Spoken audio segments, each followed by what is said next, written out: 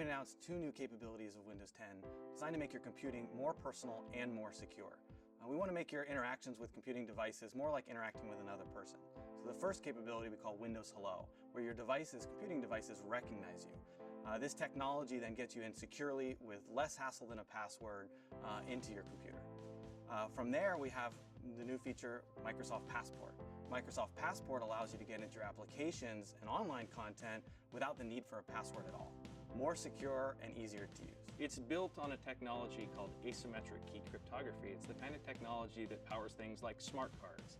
It's how you verify web servers. It's used by cell phones to verify networks. It's a technology that's been around for a long time. It's well proven, but it's never made its way into something that real consumers can use. With Windows Hello, you can use your fingerprint, face, or iris, and you get enterprise-grade security with nothing that attackers are able to steal. They can't watch you enter your PIN, they can't steal your password. You get all of that security that an IT organization would expect from smart cards with the familiarity and personal experience of Windows Hello. And this technology we've developed over the years, based on what we've learned with Kinect, early versions of Kinect, we've evolved that and included it right into Windows. It uses new infrared technology that makes it much more reliable in different lighting conditions, with cosmetics, with facial hair.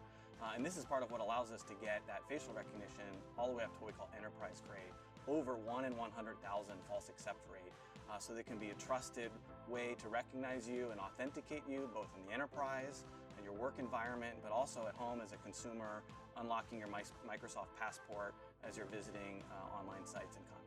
Microsoft Passport will work with your Microsoft account. It'll work with Azure Active Directory and the thousands of web services that work with Azure Active Directory.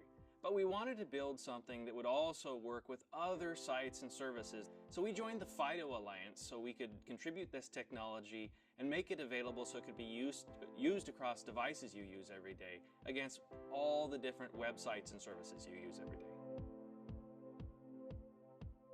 As a hacker, if I get a hold of your password, I can use that from anywhere. But with Microsoft Passport, the key is actually bound in hardware to my device. So the only way a hacker can use my identity is to actually steal the device.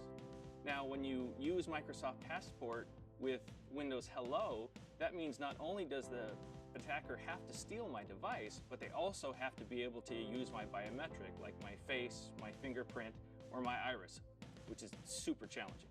We have anti-spoofing capabilities built in so that you can't use a photograph or a selfie on someone's phone to log in and impersonate someone else. But that's part of the promise, is you're not logging into the website with your face.